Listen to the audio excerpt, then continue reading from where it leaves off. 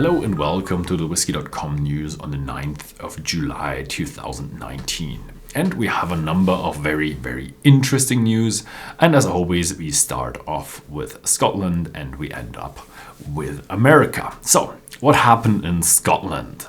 The GlenAllachie distillery that recently became a single malt distillery released 3 new wood finishes. The first one is an 8-year-old Koval Rye quarter cask finish. That means the whole whiskey was matured for 8 years and a finishing period was left in Koval Rye quarter casks.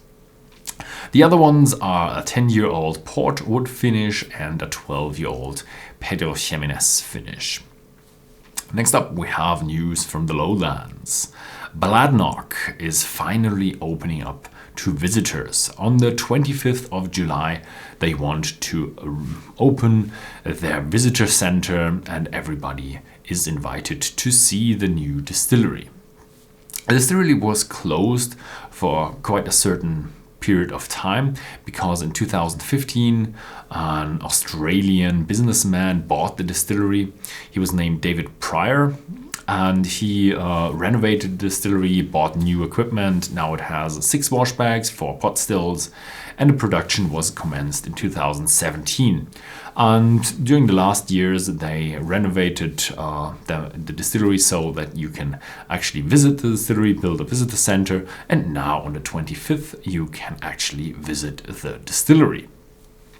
Then we have the independent bottler Cask 88, which is starting a bottling platform for buying casks. So it's not quite an independent bottler where you can buy bottles, but it is a platform for casks. So it's more of a cask trader here. He has already 7 casks to sell, and most or all of them are with a heavy marine influence or maritime influence. So it's peaty and a lot of seaweed and that kind of stuff in there. There are 2 casks that have been mentioned directly, and that is Laphroaig and Ben Nevis. Then we have a new whiskey on the market. It's called Scarabus. Scarabus is one of these mystery malts where you don't quite know what's in there. They say it's from Islay and it's peaty, and they're a bit going with a bit of a fairy tale here from John Francis, which they quote here on the bottle: "Only those who seek shall find." So it kind of says, try me and you will find the secret of this whiskey. Not quite sure. If you try it, and you will definitely realize which distillery it is, so it's still gonna be a bit more mystical. Then we have another distillery or another bottler that is changing their label design, and this time it's Whyte Mackay.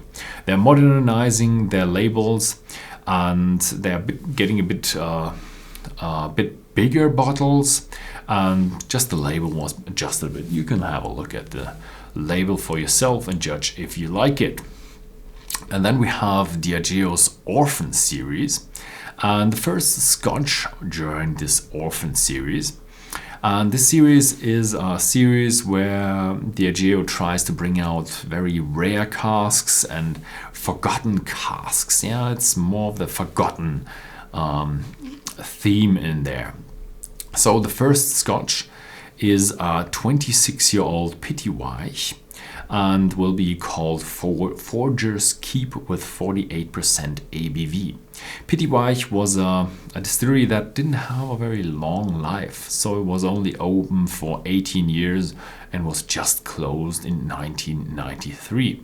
So it is one of the worst available whiskies on the market. So it's really hard to get one of the Pitywhite whiskies. And next up we have Douglas Laing in the news. It's new bottlings from Douglas Laing. They created a brand called Rock Island, and there are 2 Rock Islands then on the market. It will be a 10-year-old with 46% ABV and a 21-year-old with 46.8% ABV. They will be highly limited, so if you want to try one, if you're a fan of Douglas Laing, then you should be quick. Yeah, and last but not least, the title story. Jim Beam had one warehouse that burned down. On the 2nd of July, the warehouse of Jim Beam just caught fire, and allegedly due to lightning fire. So yeah, probably lightning might be the reason. And they had 45,000 casks within the warehouse, and that means it's about 90 to 300 million dollars in damages. But luckily that Jim Beam their warehouse is very distributed, so the fire didn't catch on, and they only lost one warehouse, which contributes to about 1% of their stock. So probably surely they are good insured, so it will not have much an effect on price and also not have much effect on the supply. The Kentucky Fire Department, or the fire department in the region, didn't hose it down, so they didn't really put out the fire because the alcohol does damage to the environment. So when the casks get too hot, they explode, and then the whiskey flows down, and they wanted to have as much alcohol burning as possible.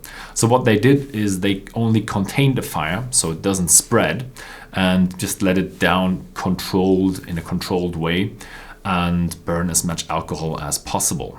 Unfortunately, not all the alcohol burned, so a lot of it reached the Kentucky River, and that means a lot of fish died. Yeah, there are always jokes, oh, let the fish have some bourbon as well.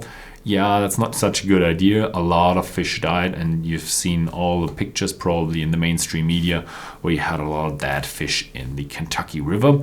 Luckily, alcohol is a very natural substance, so it will be will be decomposed in nature and won't leave anything behind. So it's just temporary environmental damage.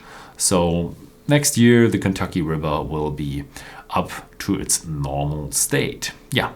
So thank you very much for watching. If you found this video interesting, then please feel free to share it with your friends, and see you next time.